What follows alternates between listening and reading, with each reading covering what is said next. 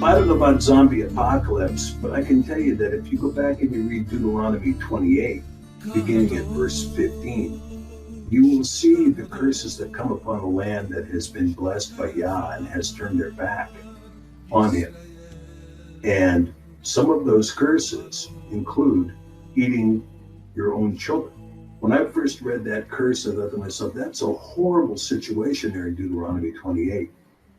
Then I read what happened in the siege of Jerusalem, in the Babylonian siege in the very last year, just before Zedekiah fled. And a woman comes up to him and says, you have to help. He says, what's the problem?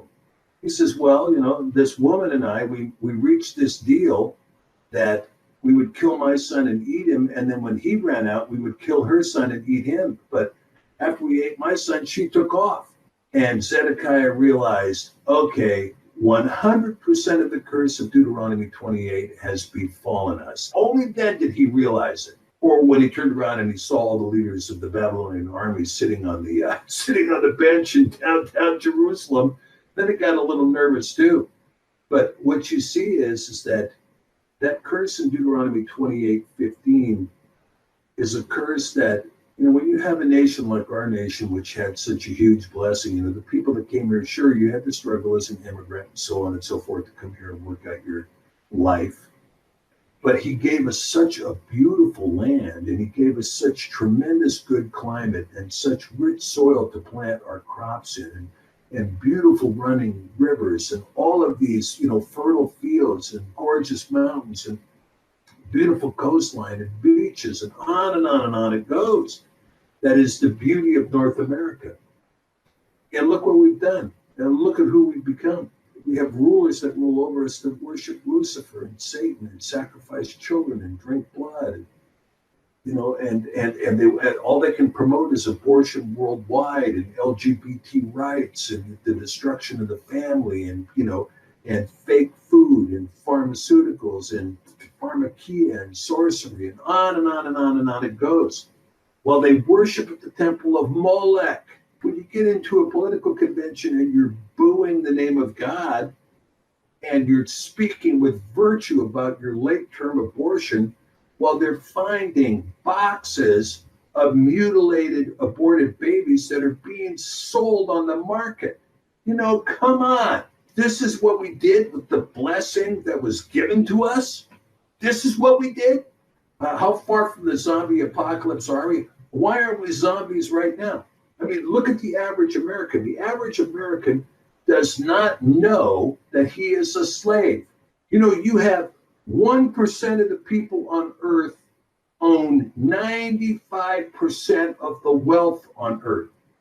There has never been a greater disparity between the super rich and everybody else. Never in all of history.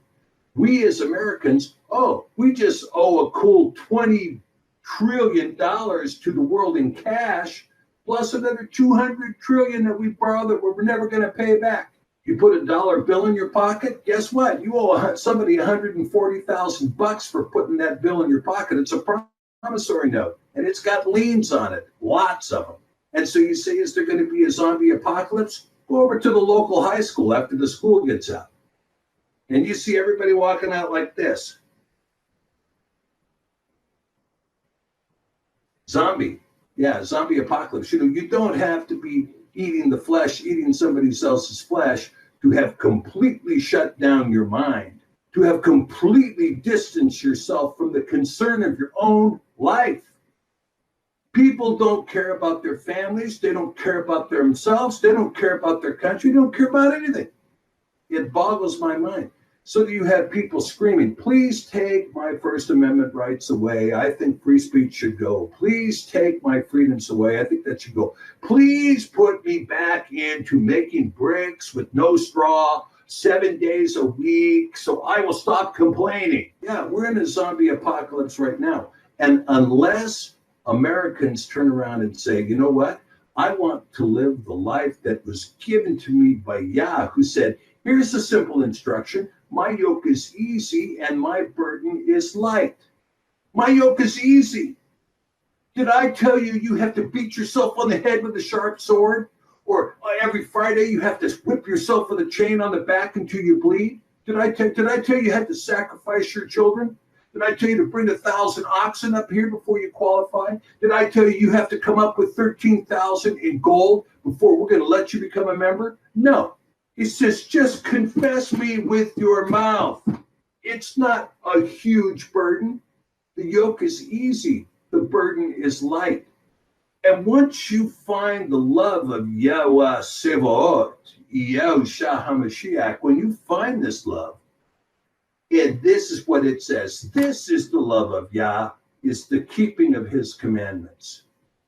This is the love of Yah, is the keeping of his commandments. And what is the first commandment? Shema Yashareh Yahweh Eloheinu Yahweh Echad. And you shall love God with all your heart, mind, and soul, and you shall love your neighbor as yourself. All of the Torah and the prophets hang from this. This is not a difficult message, but it is something that calls to the child. It is something that calls to the young adult. It is something that calls to the old man like me.